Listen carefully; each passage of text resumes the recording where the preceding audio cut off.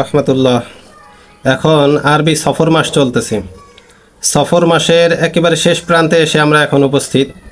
আজকে সফর মাসের শেষ মঙ্গলবার, আগামীকাল সফর মাসের শেষ বুধবার। এই সফর মাসের শেষ বুধবার নিয়ে আমাদের সমাজে একটা কথা প্রচলিত আছে, যেটাকে বলা হয় আখেরি চাহার সোমবা। আখেরি মানে শেষ, চাহার সোমবা মানে হলো বুধবার। অর্থাৎ সফর মাসের শেষ বুধবারকে বলা হয় আখেরি চাহার সোমবা। এই দিনটাতে আমাদের দেশে সরকারি ছুটিও ঘোষণা করা হয়। এখন কথা হলো, এই দিনটার কোনো ফজিলত আছে কিনা এবং এই দিনটায় সরকারি ছুটি দেওয়া এটা কতটা যুক্তিযুক্ত। এই দিনটা সম্পর্কে একটা ঘটনা প্রচলিত আছে। সেই ঘটনাটা হলো, হুজুর সাল্লাল্লাহু আলাইহি ওয়াসাল্লামকে একবার জাদু করা হয়। জাদু করার কারণে উনি অসুস্থ হয়ে যান।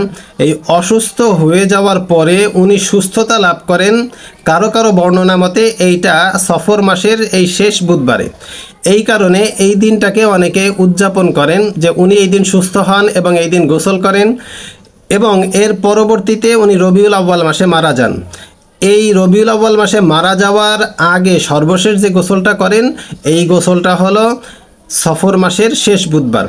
তো এই চিন্তা ভাবনা করে অনেকে এই দিনটাকে একটু উদযাপন করার চেষ্টা করেন যে সফর মাসের শেষ বুধবার এই দিনটা আমরা উদযাপন করব। এই দিন হুজুর সাল্লাল্লাহু আলাইহি ওয়াসাল্লাম সুস্থতা লাভ করছিলেন। কিন্তু বাস্তবতা সম্পূর্ণ ভিন্ন। সফর মাসের শেষ বুধবার যে উনি সুস্থ হন, এই ব্যাপারে সহি কোনো দলিল পাওয়া যায় না, এবং এই দিনের ফজিলতের ব্যাপারে কোরআন এবং হাদিসের মধ্যে কোনো ঘটনা পাওয়া যায় না। এই জন্য আমরা চেষ্টা করি এই দিন থেকে ফেরত আসার, এই দিনটাকে উদযাপন করা থেকে ফেরত আসি, এবং সরকারি ছুটির ব্যাপারে আমরা একটু চিন্তা করি যেন এই দিনে আমাদের ছুটির প্রয়োজন নাই, কারণ এই দিনটা আমরা উদযাপন করি না। আল্লাহ তাআলা আমাদেরকে সঠিকভাবে বোঝার তৌফিক দান করেন।